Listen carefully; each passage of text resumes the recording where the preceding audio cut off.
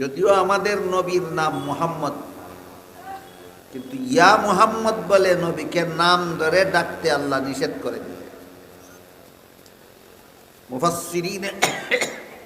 মুফাসসিরিনে কেরাম তাফসীরের কিতাবে লিখেছেন, আল্লাহ কোরআনে বিভিন্ন নবীকে নাম ধরে ডেকেছেন বিভিন্ন আয়াতে। যেমন আদম আলাইহিস সালামকে আল্লাহ ইয়া আদম বলে ডেকেছেন, নূহ আলাইহিস সালামকে আল্লাহ ইয়া নূহ বলে ডাক দিয়েছেন, ইব্রাহিম আলাইহিস সালামকে আল্লাহ ইয়া ইব্রাহিম বলে ডাক দিয়েছেন, মুসা আলাইহিস সালামকে আল্লাহ ইয়া মুসা বলে ডাক দিয়েছেন, ঈসা আলাইহিস সালামকে আল্লাহ ইয়া ঈসা বলে ডাকছেন। কিন্তু মুহাম্মদুর রাসূলুল্লাহকে কোরআনের কোন আয়াতে ইয়া মুহাম্মদ বললে আল্লাহ ডাকেন, নাম ধরে ডাকছেন না। আমাদের নবীকে আল্লাহ উপাধি দিয়ে ডাকছেন।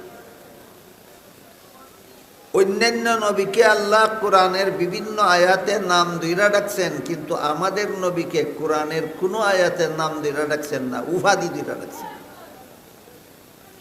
একটা উপাধি হইল নবী, আল্লাহ ডেকেছেন ইয়া আইয়ুহান নবী।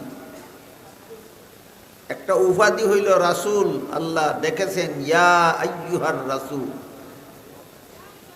একটা উপাধি হলো মুজাম্মিল, আল্লাহ ডেকেছেন ইয়া আইয়ুহাল মুজাম্মিল। একটা উপাধি হলো মুদ্দাসসির, আল্লাহ ডেকেছেন ইয়া আইয়ুহাল মুদ্দাসসির।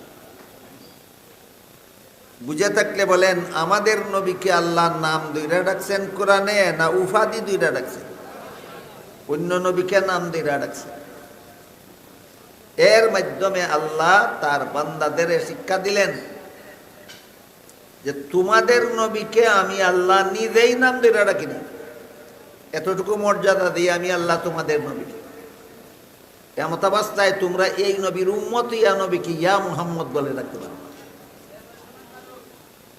মর্ম বুঝে থাকলে বলেন তো, নবীর মর্যাদার বিবরণ কোরআনে আছে কিনা? কোরআনে আছে। এই সূরার প্রথম আয়াত থেকে পঞ্চম আয়াত পর্যন্ত প্রত্যেকটা আয়াতে আয়াতে আল্লাহ নবীর বিভিন্ন পর্যায়ে নবীর মর্যাদার বিবরণ দিয়েছেন।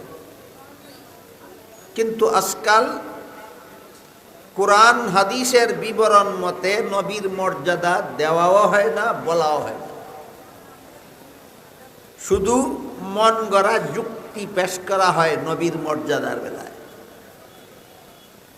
আমরা একটু গভীরভাবে চিন্তা করি, নিজের মনকে নিজে জিজ্ঞাসা করি যে নবীর মর্যাদা আমি ভালো জানি না আল্লাহ ভালো জানেন? তাহলে আল্লাহ যেভাবে শিক্ষা দিয়েছেন সেভাবে না বলে আমি কেন আমার মন গড়া যুক্তির পিছনে দৌড়াই নবীর মর্যাদার জন্য? আমার বিবেকের চেয়ে তো আল্লাহর জ্ঞান অনেক বেশি, তুলনাহীন বেশি। আল্লাহ যেভাবে নবীর মর্যাদা জানেন, যেভাবে নবীর মর্যাদা দিছেন, যেভাবে নবীর মর্যাদা আমাদের শিক্ষা দিছেন, সেইভাবে নবীর মর্যাদা আমাদের স্বীকার করা দরকার, সেইভাবে নবীকে মর্যাদা দেওয়া দরকার। আল্লাহ বলতে চান, তোমাদের নবীকে আমি এত সম্মান করি যে আমি আল্লাহ নিজেও তোমাদের নবীকে নাম ধরে ডাকি, অন্য নবীর নাম ধরে ডাকি। কাজেই তোমরা উম্মত হইয়া তোমাদের উচিত হবে না তোমাদের নবীকে নাম ধরে ডাকা। তাই বলেন, ইন্নাল্লাযীনা ইউনাদুনাকা মিন ওয়ারাইল হুজুরাতি আকসারুহুম লা ইয়াকিলুন। যারা আপনাকে কামরাগুলির বাইরে দাঁড়াইয়া ডাকে, এদের অধিকাংশদের বিবেক বিবেচনা নাই। তাহলে বিবেক বিবেচনা কিভাবে হইতো? আল্লাহ বলেন, ওয়ালাউ আন্নাহুম সাবারু হাত্তা তাখরুজা ইলাইহিম লাকানা খাইরাল লাহুম। এরা যদি আপনাকে ঘর থেকে বের হওয়ার জন্য ডাকাডাকি না করে ধৈর্যের সাথে দাঁড়িয়ে থাকতো, আর আপনি যখন নিজের ইচ্ছায় ঘর থেকে বের হন তখন সাক্ষাৎ করত, তাইলে এরা বিবেক বিবেচনা আছে বলে প্রমাণ হইত এবং নবীর সাথে মর্যাদার আচরণ করত।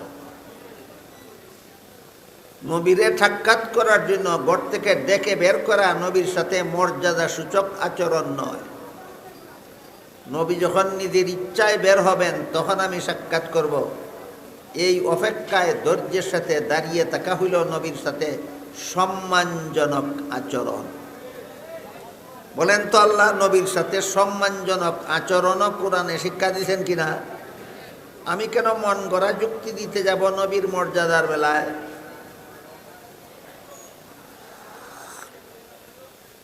এই দুই আয়াতের ব্যাখ্যা প্রসঙ্গে